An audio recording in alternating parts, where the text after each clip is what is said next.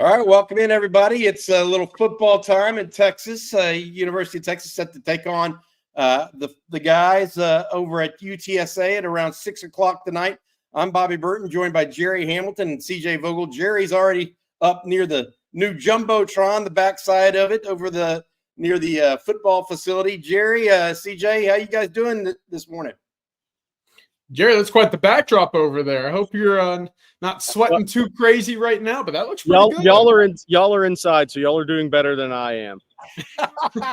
It's going to be a hot one out there for everybody. We figured this morning we'd talk a little recruiting since we had some free time with a late game, given that we're going to do our tailgate party at around 3 o'clock today. So Jerry will be leading that with our producer, Matt. CJ will be over there as well. I'm staying home today. I'm a little under the weather, even though I'm here in Austin. Going to stay back. But guys, good news on this front. Hey, Holy Frioli says DirecTV and Disney got the deal done. That's good news for folks watching from home around the country that could not see a lot of games last week. It got done around 10 o'clock this morning. So if you have DirecTV, you should be able to see the Horns tonight at 6 o'clock. Jerry and CJ were both on the road last night. Jerry, you were over watching Jonah Williams, a 5-star commitment out of Galveston Ball. You talked to him after the game. What did you see there with Jonah? Yeah, look, he much more physical player as a senior. Really confident kid, a kid that knows his ranking, knows where he's committed. He was wearing UT cleats, by the way, last night, which I thought was nice. The NIL world, today's day and age we're living in, with the wristbands and the towel. But he had a quiet night on defense because Friendswood really didn't have the talent to kind of get after him and challenge him. They did have a ball up for grabs, and he was playing center field and picked it off. He had a 6-yard TD run on a wildcat formation. He had a 45-yard catch and run in the second half of that game where he looked like a guy that belonged on a different field other than one he was on. I'll be quite frank about that.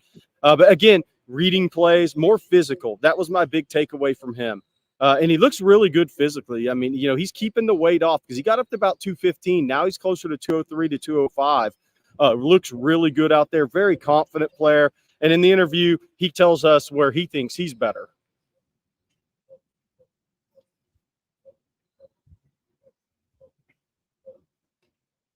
All right, Jerry Hamilton on Texas football here with Jonah Williams. Tonight against Friendswood, 45-yard catch and run, INT playing center field, 6-yard touchdown run, 5-6 tackles.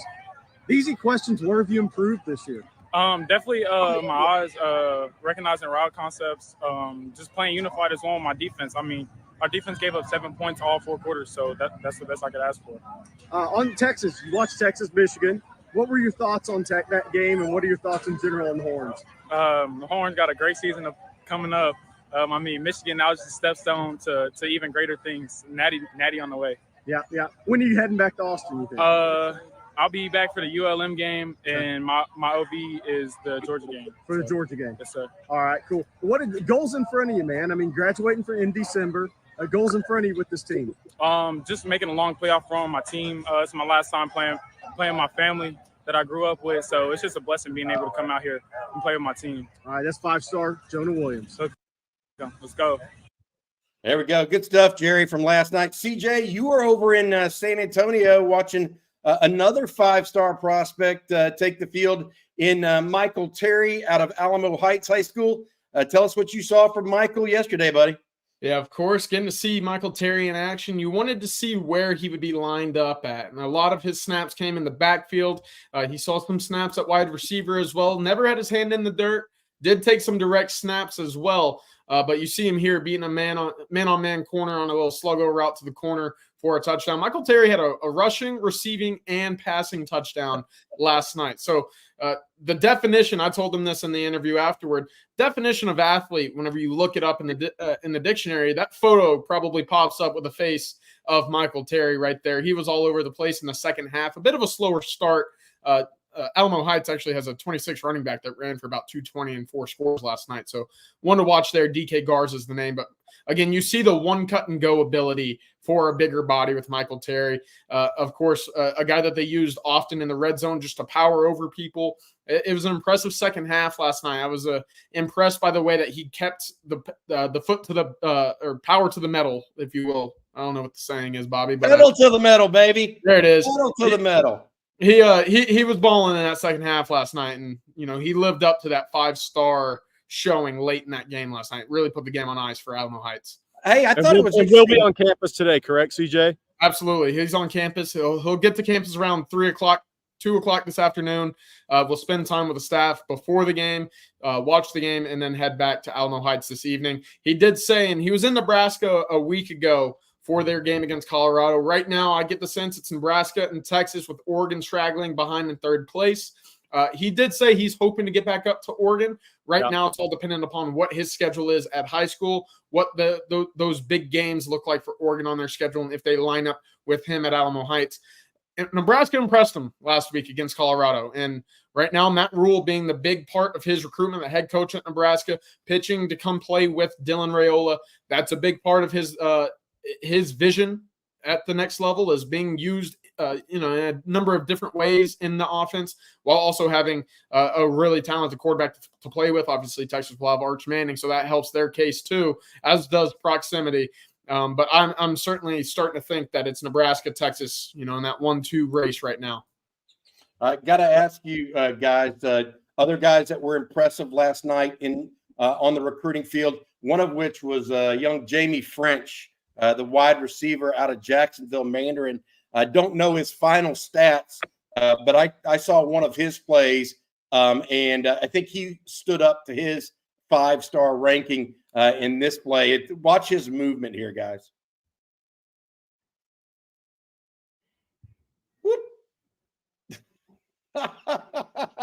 Play that again, Matt, one more time.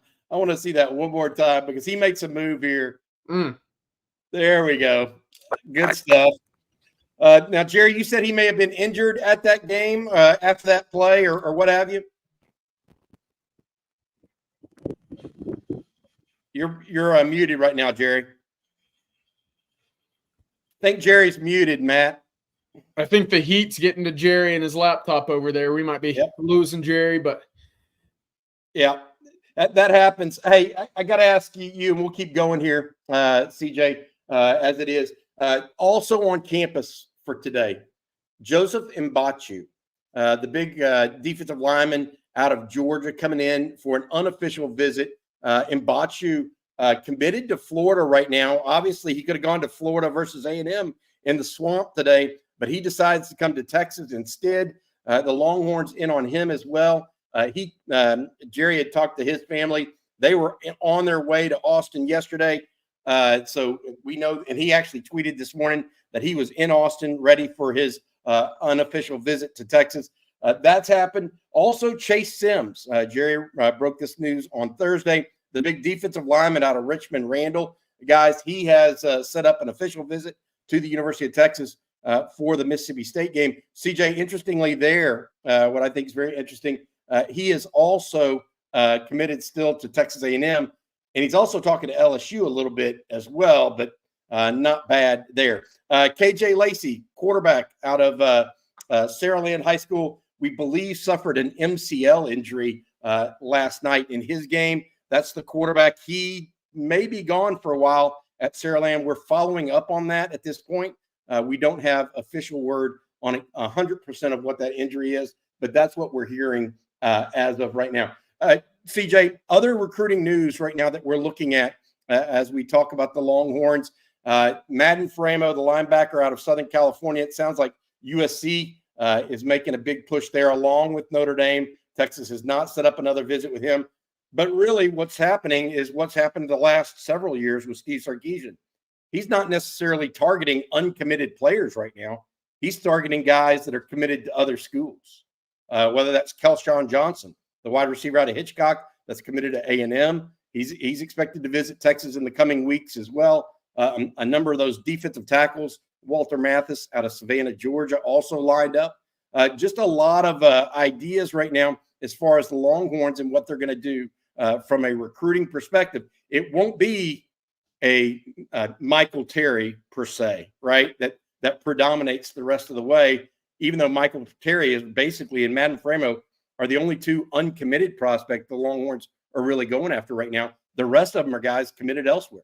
Yeah, absolutely. I mean, we've seen this time and time again with Sarkisian and his staff. And you go back to Joseph Mbachu visiting today, right? This, you could call it a big game, but more than anything, it's an important game for Florida and Texas A&M, right? In SEC play for both of those programs and the season outlook for what's to come in 2024. If you're Florida, you'd love to have every commit that you have in your class on campus today. For him to not be there and for him to be visiting Texas, I think that gives you an idea of just how loose that decision might be at the moment. Chase Sims, very much the same.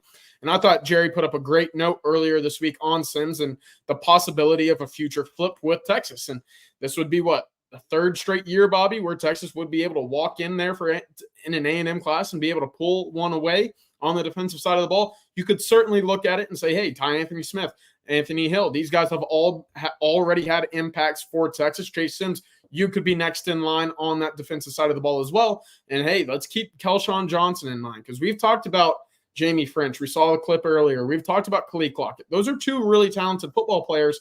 Neither of them possess the type of speed and change of direction ability that a Kelshawn Johnson has. And that's the type of guy that Steve Sarkisian has made a lot of money with in his career, Bobby, when he comes to creating and operating in his offense. That's a guy I would keep a very close eye on moving forward is Kelshawn. If he makes it down to Texas again, which he's been talking about potentially making that trip, if he does, I think you're on a potential flip alert right after that visit if it all goes well. CJ, there's also a bunch of guys that are only high school juniors making visits this week. Javion Martin, the big tight end out of Pflugerville, expected to be in. Who are some of the other juniors that are expected to be on campus today? Yeah, we'll keep it in the Austin area. Cole Taylor, his quarterback, will be on campus. I'm not sure that's a guy that you'll be hearing a whole lot about. Talented kid, baseball kid as well. Javion Martin, you mentioned him out of Pflugerville, really talented tight end that's really starting to focus on football for the first time this season. Gerald Mays out of Pflugerville Weiss will be on campus as well. More of an interior guard prospect, has been in contact with Coach Flood for about a year and a half now. Texas has yet to offer, but he's been on campus a number of times. I would expect if that offer were to come, it would come soon in his junior year. He has Oklahoma. He has a number of other offers at the moment. And then one that's really intriguing to me is Jackson Shadd, the quarterback at Pflugerville Weiss, received a North Texas offer. 2028, Bobby and Jerry, I know that's a ways away, but you start to see these quarterbacks get offered very early from Steve Sarkisian. Speaking of which, 2027 quarterback out of Evangel Christian Academy in Shreveport, Peyton Houston, will be on campus as well. He received his offer June 1st at the elite camp. But keep an eye on Jackson Shadd later on down the road. He's a guy that Texas will be monitoring out of their backyard.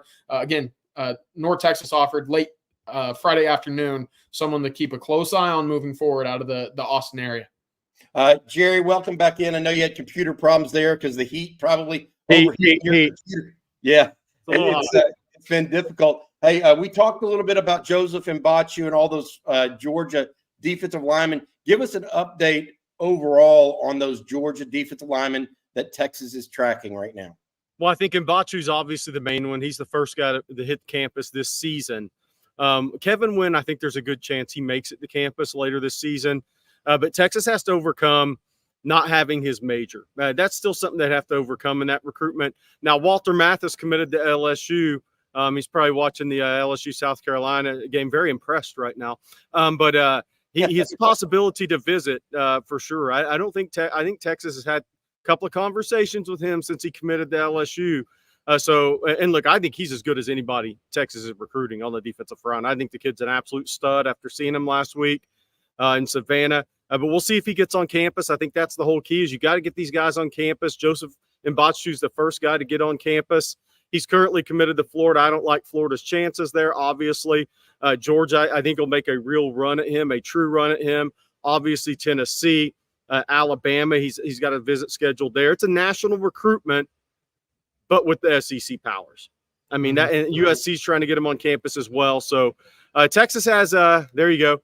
I talked to Joseph this morning. Him and his father and the Grayson defensive coordinator were actually on the plane. The plane was, I think the plane took off about 9:25, 10:25 East Coast time. So they'll be arriving here pretty shortly.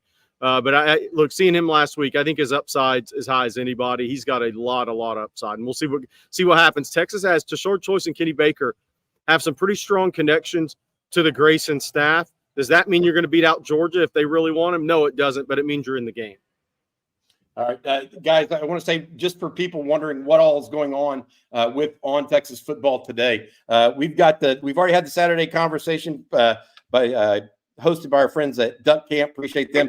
Texas tailgate starts at 3. Jerry will be holding down our tailgate tent. Make sure you come by, check it out. You got free koozies we're giving away. Duck Camp is also giving away 4 free hats. Got to be there to get those. Also, thank you to our sponsors, South Point Dodge and Hargrove Roofing. The Watch with Us, that happens starting at 5:45. Aaron Hogan, Bob Shipley, Jerry Hamilton, myself, as well as Rod Babers, all there. And then the post-game live brought to you by our friends over at Flight by Yingling. That post-game live starts right after the final whistle. Please join us if you will. It should be a fun day for the Longhorns as they look to go 3-0 on the campaign. As we mentioned at the outset, DirecTV does have its carriage rights back in place with ESPN, so you can watch it on DirecTV. I also want to mention this. On Friday morning, we had JJ Perez on from the UTSA site over in San Antonio. He broke some news late yesterday that was really interesting to me. University of Texas is paying a record payout fee for UTSA to come to Texas today. $1.6 million guaranteed fee. That's a good way to treat your fellow brethren in the state, especially state university football programs. That's a good thing there for. If Texas scores 59, what does that work out with per point? 30,000 a point, basically. Okay, that's not bad. 25,000 a point. Yeah, that's not bad. Yeah, no, it happens, right? But congrats to UTSA for that as well. Good stuff there from JJ Perez, letting everybody know about that. All right, before we let everybody go and get going here, because we don't have much more recruiting talk that I'm aware of. I dropped out, Bobby. I dropped out, but I wanted to talk. I don't know if y'all hit on KJ Lacey, but I heard it was an MCL sprain. So might miss 1 or 2 or 3 games, just depending on how competitive the teams are coming up for Saraland. Not expected to be season ending. Okay. I did not know that. I didn't know. I did tell folks we thought it was an MCL sprain, but I didn't know the longevity. I didn't know you had further information on that. Yeah, and we'll see. We'll see what happens, right? I mean, there's more, but that's the early word. And okay. I've got nothing updated on Jamie French. I'll try to reach out to him. Somebody's asking if Texas has taken 5 interior D-line guys. Now, if it's 5, the right 5, I don't think they'll reach for a 5th. I think if it's the right 5, yes. But there's not just going to be a reach on this. Even if it's a stash and develop guy, it's not somebody that they're just taking a flyer on to see what happens. They're not going to do that. It's going to be guys that they feel very confident in, have a chance to develop and be really good players at Texas. Jerry, I tell you another thing that I wanted to ask you while I had you on this topic as it relates to Texas. We had James Simon, Coach Simon, on, the father of James Simon, the running back out of the Shreveport area. Ricky Stewart had a whale of a game last night at Tyler Chapel Hill. What does the 2026 running back class look like right now? Javian Osborne, I think, out of Forney, was at the Michigan game last week. Is that accurate? And does he seem to be the guy, or is he just one of the guys in the 2026 class, or do we know yet for Tashard Choice? He likes him. By the way, Calvary Baptist lost to Neville 42-38 last night. But when that's pretty good showing by Calvary Baptist against Neville. Neville's really, really good. Multiple Power 4 guys. Look, I think Javian Osborne's a guy Texas really likes. Tredarian Ball obviously committed to Oregon, but I'm not saying he was over Javian Osborne. I think Tashard Choice is watching these guys play. In the state of Georgia, Amari Latimer out of Sandy Creek, Georgia, is a guy that I know Tashard Choice in Texas likes a lot. He was on campus this summer. Texas just offered a kid out of South Carolina, a 26. So the evaluation process continues, and I think is far from done.